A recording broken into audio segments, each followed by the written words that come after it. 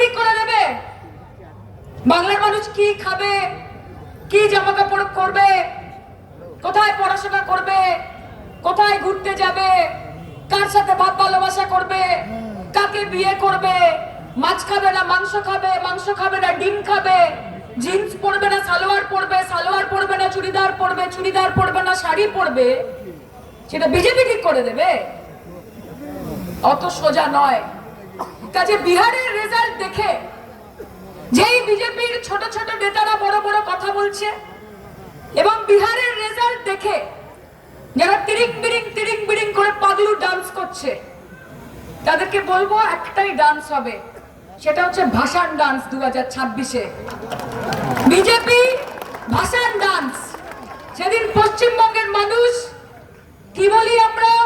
জনগণের গর্জন, বাংলা বিরোধী বিজেপির বিসর্জন। বিসর্জন দিয়ে ভাষণ ডান্স করতে করতে বাংলার মানুষ বাড়ি ফিরবে সেদিন।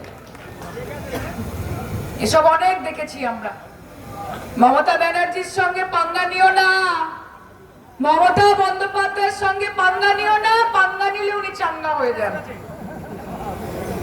আর তোমরা যারা আছো না, এই দিলীপ ঘোষ, সুকান্ত মজুমদার, শ্রমিক ভট্টাচার্য, শুভেন্দু অধিকারী, তাদেরকে বলবো আপনারা সব ছোট ছোট প্লেয়ার, আর মমতা ব্যানার্জি হচ্ছে কোচ। প্লেয়ারদের সাথে কোচের কোনো তুলনা হয় না, তাই তো? আপনারা যে স্কুলের পাঠক, আপনারা যে স্কুলের স্টুডেন্ট, মমতা ব্যানার্জি সেই রাজনৈতিক স্কুলের হেডমিস্ট্রেস, মাথায় রাখবেন। আর শুভেন্দু অধিকারীকে বলবো যে অতিবার বেরোনা ঝড়ে পড়ে যাবে।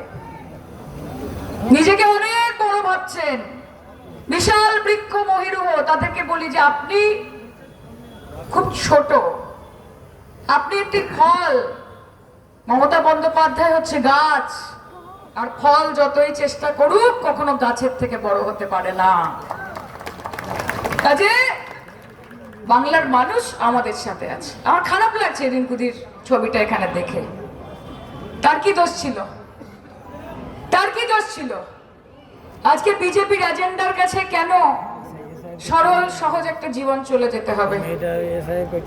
কিসের প্রেসার? বাংলা জিততে হবে, বাংলা দখল করতে হবে।